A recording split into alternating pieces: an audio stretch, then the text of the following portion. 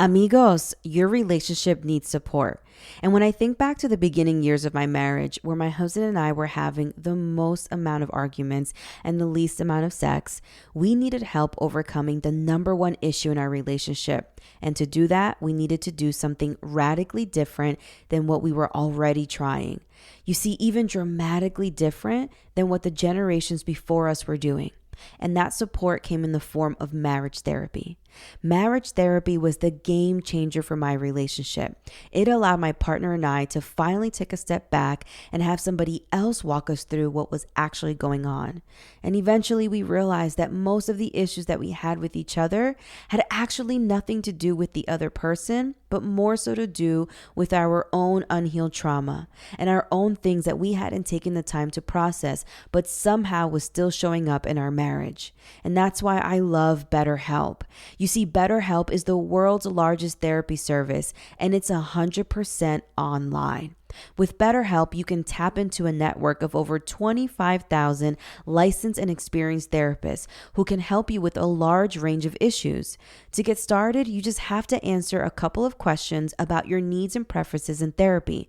That way, BetterHelp can match you with the right therapist from their network. Then you can talk to your therapist however way you feel comfortable, whether it's via text, chat, phone, or even a video call. You can even message your therapist at any time and schedule live sessions when it's convenient for you. If your therapist isn't the right fit for any reason, you can totally switch to a new therapist at no additional charge. With BetterHelp, you get the same professionalism and quality you expect from an in-office therapy, but with a therapist that is custom picked just for you. More scheduling flexibility, and at a more affordable price. Get 10% off your first month of BetterHelp by going to my link, betterhelp.com/Karina F. Daves. That's BetterHelp, BETTER, help.com/Karina, F as in Frank, Daves. The link to this coupon is right here in my show notes. Amigos, at this point, you've tried it all in your relationship and nothing is working. You don't have anything to lose by asking for the support you know you need in the form of therapy. And what a better way to do that than with BetterHelp. Coming up on the Relationships You Understand podcast, I want you to ask your partner am I still the one? Now cue Shania Twain. Here's the thing. Am I still the partner that you desire to do life with? That is how I want you to ask the question. Plenty of times, the way that we ask this question is, do you still love me? And the reason why you're going to even be confused from the answer is because it's not enough. Welcome to the show. I'm your host, Karina F. Daves, relationship coach and speaker, where I help women stop arguing with their partners so that they can have more sex. Because who doesn't want to have more sex? One of the biggest things that women struggle with is a lack of satisfaction in their relationship. It's our best kept secret, and I know this because it used to be me. You see, I was a checklist human obsessed with the many achievements we're pressed to accomplish. Getting degrees, getting married, having children, buying a home. And after all it was achieved, I still felt empty inside. And so I looked to my partner to fulfill me. And this is when the arguing started in my marriage. It wasn't until I stopped blaming my marriage and finally decided to take a deeper look into myself, to work on my own need for control, my perfectionism, and to work on my own unhealed trauma, that I realized in order for my marriage to be better, it required a better me.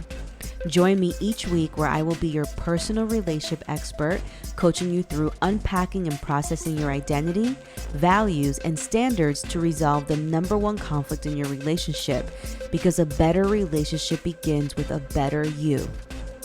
Whether you're deep in your marriage or on the road to one, I will help you reflect on who you are, both in your partnership and outside of it.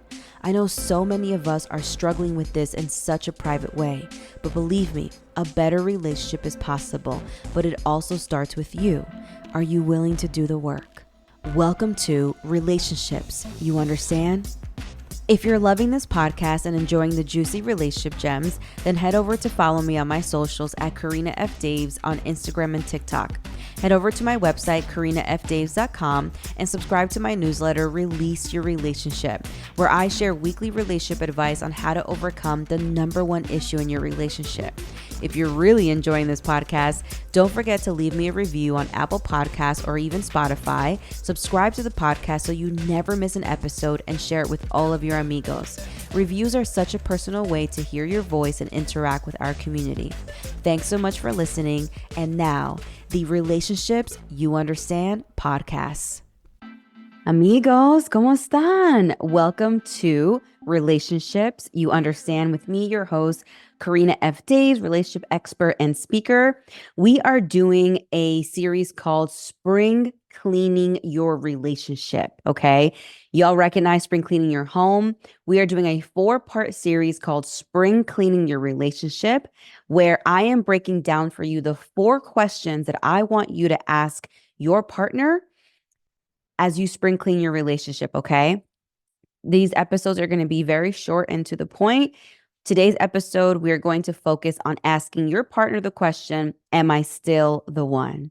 Now, before we get into it, I just want to say thank you for coming back for another week of Relationships You Understand, and how grateful I am to have this wonderful, beautiful community of people that trust me and my expertise. And I just am super grateful for God allowing me to be the very vessel to share a lot of the messages that come to mind. Okay, so here we go. And at the end of this episode, I will be answering a relationship question. So please feel free to DM me your relationship questions, email them to me, send me your relationship questions and comments of my reels. But today we are hitting this series off with Spring Cleaning Your Relationship, 4-part series. Here we go. Ready? The first question when you are getting ready to spring clean your relationship that I want you to ask your partner is, am I still the one? Now, cue Shania Twain. Here's the thing. Am I still the partner that you desire to do life with? That is how I want you to ask the question. Plenty of times, the way that we ask this question is, do you still love me? And the reason why you're going to even be confused from the answer is because it's not enough. Your partner is going to love you for a long time. Even if things are not working out, there's this love that was created there, right? There's a care that was created there. They may not be a desire to be together, but you're asking the wrong question, because the answer to do you still love me is most likely going to be yes. You are asking the wrong question when you are spring cleaning your relationship. You need to be asking the question of, am I still the partner that you desire to do life with? Okay? I don't care if you've been together 5 months, 5 years, 10 years, 15 years, 25 years, whatever the case is. When you are trying to recalibrate your relationship, when you're trying to get answers in your relationship, I no longer want you to ask the question of, do you still love me? I want you to ask the question straight up, am I still the partner that you desire to do life with? It is a very different question than, do you still love me? Now, when you are thinking about, do you still desire to do life with me, I am talking literally about all of the things and decisions that you make in a relationship. For example, do you still desire to go to church with me? Do you still desire to achieve these goals with me? Do you still desire to have sex with me? Do you still desire to have kids with me? Do you still desire to own property with me? Do you still desire to make sure that God is our third knot? Do you still desire to achieve our independent goals of this marriage, which is like, maybe you have a business, may I have a career goals, whatever that is. Do you still desire to go on vacation with me? Do you still desire to joke around with me and have parties with me? Do you still desire to go grocery shopping with me? Do you still desire to have late nights where we're eating ice cream in the kitchen with me? Do you still desire to do life with me? So when you ask this question and your partner then says, what do you mean? I want you to then give the example of our everyday life outside of the routine. Do you still desire for us to be together in doing the things that life and God is throwing our way? It is very important that you know the answers to these questions, because if you don't know the answer, if your partner still desires to do life with you, you will just stick around because of the time that you put in. You will convince yourself and say to yourself, we've been around each other for X amount of years. They're, the person I've been with the longest. We've put so much effort and so much time into it. You will just stick around for convenience and not necessarily for a desire because you're a match. There is a big difference between staying with somebody because you desire to do life with them and being with somebody because you feel like you put all of this time into it and now it's just convenient that you remain together. And my husband and I were actually having a conversation about relationships in the past and how many of our family members, older family members, are with each other for a convenience, right? In the sense that either the marriage may have been, arranged and people may have said, neighborhood Johnny, marry Patty, or in the sense that, they felt like one person could take care of the other person and that they could have kids together and whatever. Like their vision of being together was very convenient. And now what I want you to understand is that you have the privilege of no longer really needing convenience. I want you to focus on the desire to be happy, on the desire to receive love, on the desire that you have every right to be with somebody that you desire to do life with. You understand? And when you and your partner start answering this question of, am I still the life partner that you desire to do life with? You will answer the question that everybody asks at some point in their relationship, especially when they are upset, which is, what are we doing here? Every single couple has asked themselves that question in frustration, like, what are we doing here, right? What is our purpose? What are we doing here? And what is our purpose? Why are we even together? I want you and your partner, as you spring clean your relationship, to really start talking about, are you each other's person? Because when you start unraveling that answer, you will then figure out what your purpose of your relationship is. Do you know at this point what the purpose of your relationship is? Because I'll tell you one thing. The purpose of your relationship is not just to have kids and buy a home. The purpose of your relationship is much bigger than that. You understand? God did not place my husband, Terrence, and I to just have kids and pay a mortgage and have successful jobs. That is the worldly desire. That is the worldly view. That is not what God wants for us. And I want to challenge you and your partner to really start having these heavy conversations, especially as you spring clean your relationship, to start having these heavy conversations of not only am I still the person that you desire to do life with, but what are we doing here? What do you feel like God is calling us both to do? Okay. Now, I want to give you a little bit of transparency into some of the work that I do with my clients, but specifically where it is rooted from.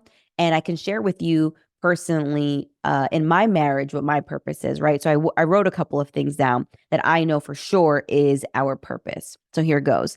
When I think about my marriage and I think about the fact that we are choosing to be with one another, that we are choosing to have a desire to do life with the other person, I think about the purpose that God has for us. And for me, these are the purposes that I know God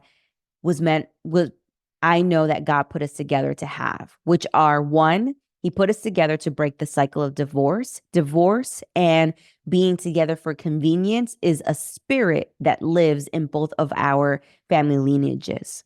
Number two, he put us together to build and pass on generational wealth. So it is very common in both of our family lineages for there either not to be anything to be passed down or things to be built, but nothing gets taught to the next generation. Three, we were put together to stop emotional traumas. So the way that we parent is very different than the way that we were raised. And I think that Terrence and I definitely struggle with balancing gentle parenting and also balancing, making sure that our kids grow up to be good people. So like, how do you show them street smart and book smart, right? And the next one, which is, listen, this is a value that him and I have come up with together, but I couldn't have imagined any differently. God put us together so that we can be the life of the party. And what I mean by that is that when you walk into our energy, when you walk into Terrence and I's space, you can just feel joy. You can feel that no matter what it is that we have going on, we put all that aside and we're here to have a good time. You can invite us anywhere and we will have a good time. And the last part kind of goes hand in hand, which is that I know that God put us together to mentor and talk to people.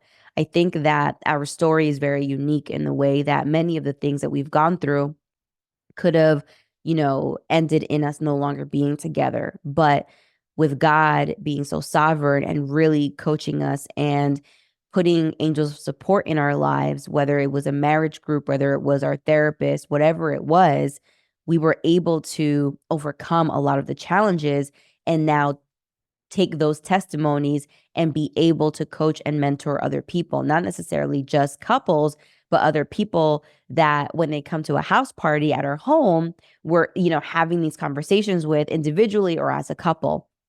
And I think that when I look at that list, that's exactly what I help my clients in my private one-on-one coaching program and even the couples that I coach really come up with, which is, what is your purpose? What are y'all doing together? Why are you with one another, right? Like, why do you think God put you and your husband together? Why do you think God put you and your wife together? I'll tell you one thing. It wasn't just to have a wedding, have kids, get married, buy a house. Like it was much bigger than all of that. And plenty of times couples remain so stuck. And listen, you may not agree with me on this.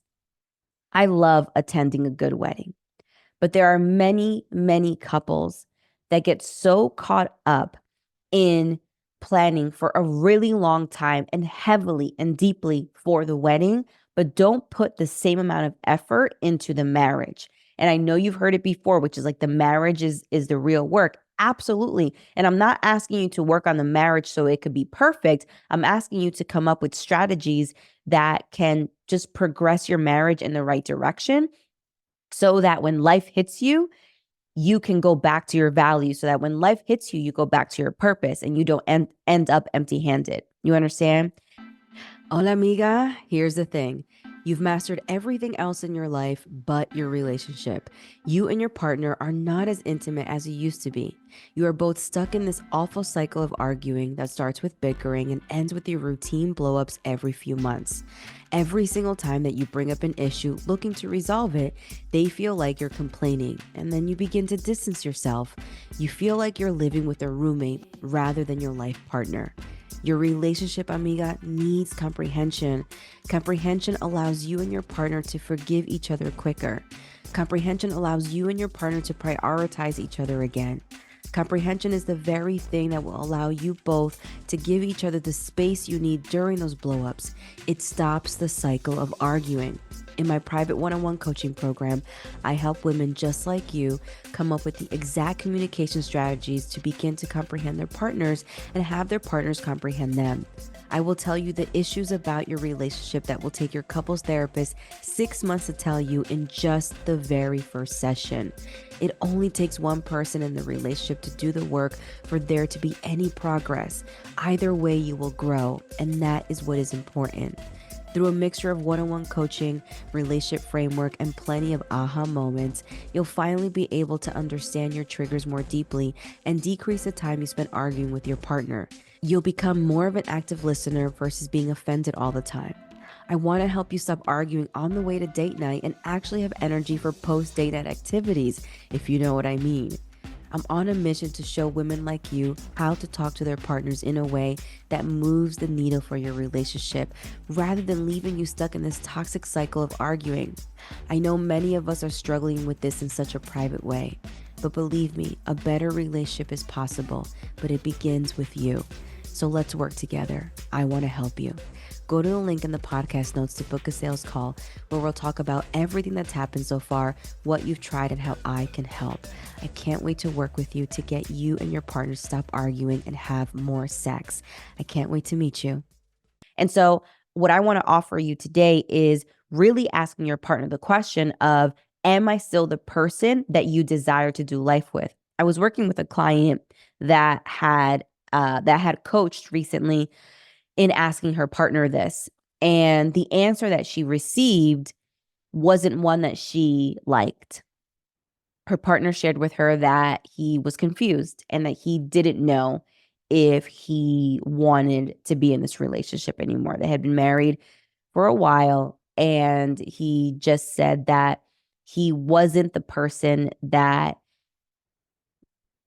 he felt like needed to be a partner. Like he just felt like he didn't have the requirements to be not just her partner, but anybody's partner. And it wasn't something that she was expecting.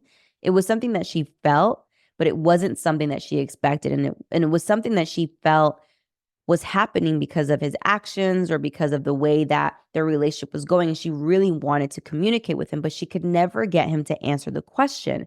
And through our time together, I was able to coach her through how to create a safe space to be able to answer this question. This is a deep ass question, by the way. Okay. Your partner, in order to answer this question, your partner needs to feel safe enough to even give you the truth about how they actually feel.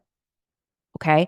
I want to help you and teach you how to create that safe space so that your partner can answer these difficult questions as you spring clean your relationship and try to figure out if this is the relationship for you. Okay. And I get it. It's much harder to answer these questions, especially in long-term marriages. Okay. But that's the work that I want to do with you. So go to link in my bio, book a sales call so we can talk about everything that's happened so far, what you've tried, and how I can help. I want to help you and your partner have open and safe conversations and difficult conversations in a manner that help you both begin to comprehend each other and get you out of this cycle of communication and arguing, okay? Because sometimes we think that we're communicating, but communicating is worthless if you're not comprehending each other, okay? Okay, now let me answer the question that was sent to me recently. So at the end of my podcast episodes, I'm doing a new thing, which is that I am having y'all just send me questions of your relationships, and I'm just going to answer them live here. All right. You can email them to me. You can send me a DM. So here goes. This is from my DMs, and for the sake of their names, I'm going to keep it private. So this is the question. Karina, good morning. You're truly a great positive source of wisdom. Thank you. They say, my job is very stressful, 26 years in healthcare profession. My only daughter went off to college in fall of 2023. I got remarried in 2022. I was recently diagnosed with a mild mental health challenge, resulting in a protected LOA from work, so leave of absence. While on leave at 1 month, I felt alone, sad, simply the blues. I still cooked and cleaned, but my husband seemingly isolated me with comments suggesting that he does not acknowledge my issue. Asked what should he do? Leave, go stay with a family member, or go stay with a family member. He sent insensitive social media reels regarding being married to a bipolar wife with images that reflect stereotypical out of control animals kissing their spouse, then hissing. Intimacy is none. He's been avoiding me like the plague. We just wrapped up a 3 to 4 day silent war. I'm starting to think his disposition had become a trigger for me. What the heck is going on? I'm feeling stronger now, taking a mild antidepressant and preparing to return to work. But I am concerned that the husband who I've lived with for 15 years, inclusive of 2 years of marriage, may have a direct influence on my mental health and well-being. What happened to in sickness and in health vows? Your thoughts. Okay. So to summarize, this person recently was diagnosed with a mild mental health diagnosis and had a leave of absence from work, and felt like during that diagnosis and leave of absence, her partner changed on her and asked if he should leave or stay with a family member and began to send her really insensitive social media reels. So a couple of things. Her question is, what happened to in sickness and in health, and for my thoughts. Couple of things. One is that you're most likely right about, she's been with this person for about 15 years. So the first thing I'm going to say is that this should not be a surprise in the sense that there probably were other instances where similar things happened, where there was lack of empathy, where there wasn't a need for care, whether that was, you may have gotten a cold, you may have, been sick from work, you may have needed them. Whatever the case is, these red flags were shown before. So for your partner to act as insensitive as they did now, especially after 15 years, I'm going to tell you right now that they had been bottling up a lot of this resentment, and which is why their question was, should I leave? Right? That question is not from somebody that this is, oh my God, you just got sick. Let's figure this out. This is somebody that's been bottling up a lot of resentment from other things. So while the biggest hurt came from this instance, I'm going to tell you right now with like 100% certainty that this is not the first time.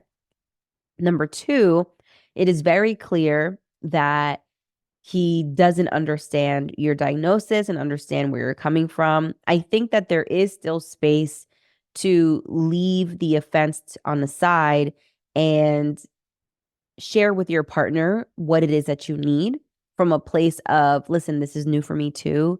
I've never gone through this. I've just been diagnosed.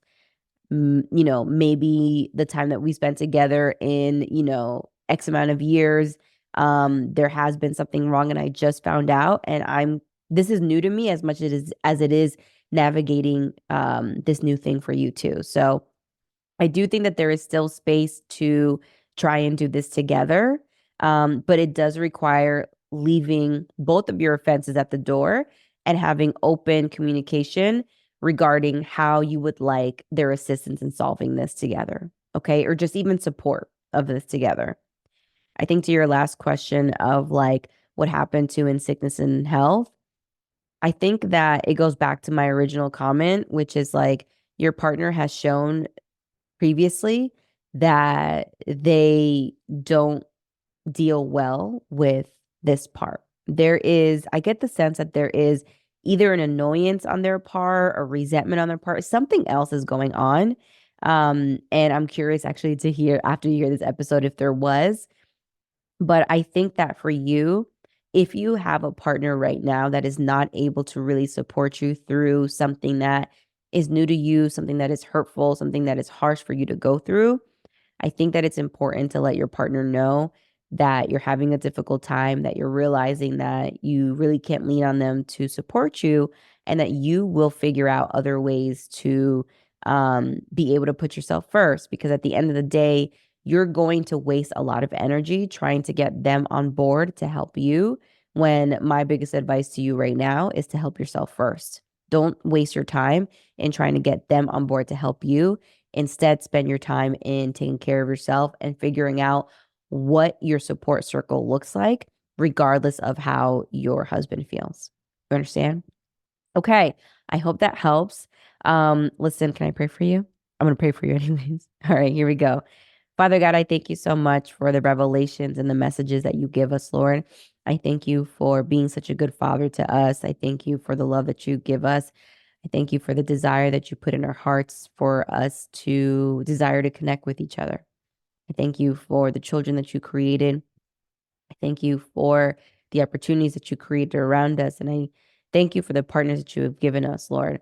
I know sometimes it can be really difficult to be married to somebody that we can wake up and look at every day and wonder why you put us together. And so in this moment, Lord, I just ask that you give us the reason why we're together, whether it's a sentence, a theme, a word, whatever it is. I think many of us are searching for those answers because it's difficult for us to find that clarity when we feel really clouded by our hurt, our resentment, the shame, the embarrassment, whatever it is that exists in the relationship right now. I ask that you send down an abundance of clarity for us. We love you so much. In your name we pray. Amen. Okay, listen, if right now you are struggling in your relationship and you are ready to stop arguing and have more sex, and you want more strategies on how to be able to communicate better so that your partner understands you and you don't make them feel like a piece of crap and they actually start feeling safe with sharing what's on their heart, I want to help you. I want to help you. I want to help your partner. And I want you to know that like you don't have to do this work together. I've worked with plenty of individuals that have come forth to do the work themselves because a better relationship begins with a better you. Amen. Okay. Go to the link in my bio and book a sales call so we can talk about everything that's happened so far, what you've tried, and how I can help. I really can't wait to meet you. Thank you for coming back for another week of Relationships You Understand, where I am doing a 4-part series on spring cleaning your relationship, in which today we started out with Am I Still the One? My name is Karina F. Daves. I am a relationship expert, a speaker, and if you enjoy this episode, please make sure to subscribe to it, share it with all of your amigos, and leave me a review in Apple iTunes. All right. I love you so much. Ciao. If you're loving this podcast and enjoying the juicy relationship gems, then head over to follow me on my socials at Karina F. Daves on Instagram and TikTok. Head over to my website, Karina F. Daves, and subscribe to my newsletter, Release Your Relationship, where I share weekly relationship advice on how to overcome the #1 relationship issue. If you're really enjoying this podcast, don't forget to leave me a review on Apple Podcasts, subscribe to the podcast so you never miss an episode, and share it with all of your amigos. Reviews are such a personal way to hear your voice and interact with our community. Thanks so much for listening to the show and can't wait to have you back again. I love you so much.